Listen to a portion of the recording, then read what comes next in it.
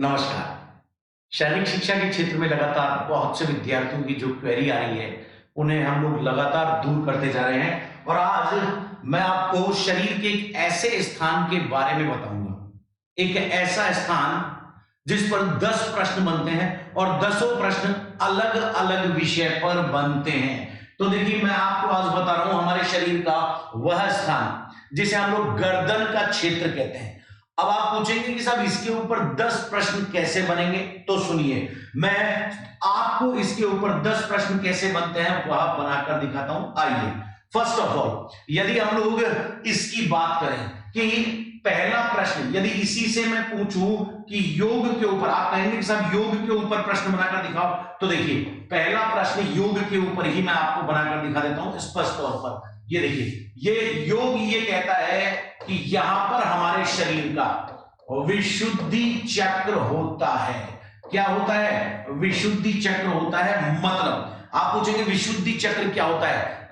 जहां पर प्राथमिक वायु का शुद्धिकरण किया जाता है। समझ रहे हैं आप मेरी बात को? जहां प्राथमिक वायु का शुद्धिकरण किया जाता है। यदि एनाटॉमी के हिसाब से मैं आपसे कहूंगा तो यहां पर हमारे शरीर की थायराइड ग्रंथि पाई जाती है। कौन सी ग्रंथि? थायराइड ग्रंथि पाई जाती है। यदि स्पष्ट तौर पर मैं आपसे पाचन की बात करूं, न्यूट्रिशन की बात करूं और आहार की बात करूं तो यहां पर सबसे ज्यादा हमारे आहार में नमक का प्रभाव पाया जाता है। मतलब यदि हम लोग नमक भोजन में नहीं लेंगे तो उसका सीधा फर्क पड़ेगा किसके ऊपर?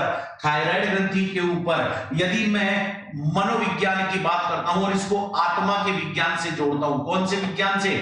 आत्मा के विज्ञान से। तो ध्यान रखिएगा, यहां पर हमारे आत्मा के विज्ञान के अनुसार कॉन्शियसनेस यानी कि चेतना के लिए एक खेचरी मुद्रा की स्थिति पाई जाती है। जीभ को तालू में लगाना, खेचरी मुद्रा की स्थिति भी यहीं पर पाई जाती है। यदि किन्सियोलॉजी के हिसाब से मैं बात करूंगा, किन्सियो के हिसाब से हमारे शरीर के अंदर यहां पर लीवर 1 यानी कि टाइप 1 प्रकार का लीवर पाया जाता है। यदि मैं यांत्रिकी के हिसाब से बात करूंगा, यांत्रिकी यानी कि मैकेनिक्स, तो ये कहता है कि यहां पर हमारे स्लाइडिंग मूवमेंट्स पाए जाते हैं। कौन से? Sliding movements. और ध्यान दीजिएगा, यदि इन्हीं मूवमेंट्स की मैं बात करूं तो इसे यस और इसे नो मूवमेंट्स कहा जाता है। यदि मैं इसे चेंज कर दूं और मैं कहूं कि जैव यांत्रिकी के हिसाब से इसे क्या कहा जाएगा, तो जैव यांत्रिकी के हिसाब से ध्यान दीजिएगा इसे यस और नो मूवमेंट्स कहा जाएगा। क्या कहते हैं? यस और नो मूवमेंट्स कहते हैं। यदि मैं फिजियोलॉजी की बात करूं तो ध्यान दीजिएगा, यहां पर हमारे एक ढक्कन पाया जाता है जिसको एपिग्लोटिस कहते हैं। क्या कहते हैं? एपिग्लोटिस। और ये एपिग्लोटिस क्या काम करता है? ये एपिग्लोटिस यहां पर जब खाना खाते हैं तो वायु मार्ग को बंद कर लेता है और जब सांस लेते हैं तो आहार मार्ग को बंद कर लेता है। और यदि गलती कभी हो जाती है तो इसे धांस लगना भी कहा जाता है। देखिए, कितने सारे मैंने विज्ञान जोड़ दिए: योग, एनाटॉमी, आहार विज्ञान, आत्मा विज्ञान, किन्सियोलॉजी, यांत्रिकी, जैव यांत्रिकी, फिजियोलॉजी।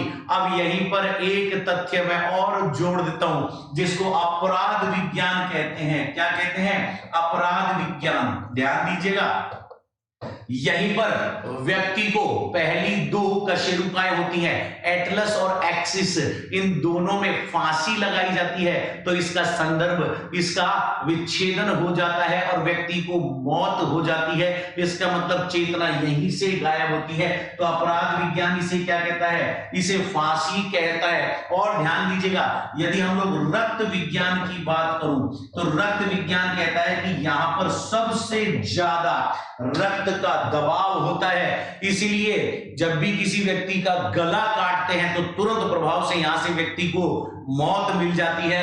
तो देखिए, यही एनाटॉमी, फिजियोलॉजी, किन्सियोलॉजी, उसके साथ योग, आहार विज्ञान, आत्म विज्ञान, इन सब की विशेषता है।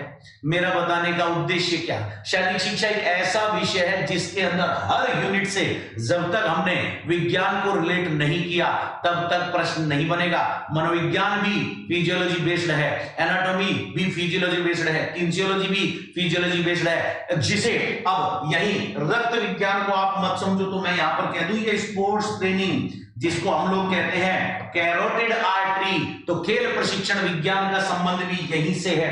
कितने ही सारी चीजें हैं जिनको आने वाले विस्तृत समय में हम आपके साथ और बहुत सारी जानकारियों लेकर उपस्थित होंगे। तब तक के लिए बहुत बहुत धन्यवाद। नमस्कार, जय हिंद, जय भारत।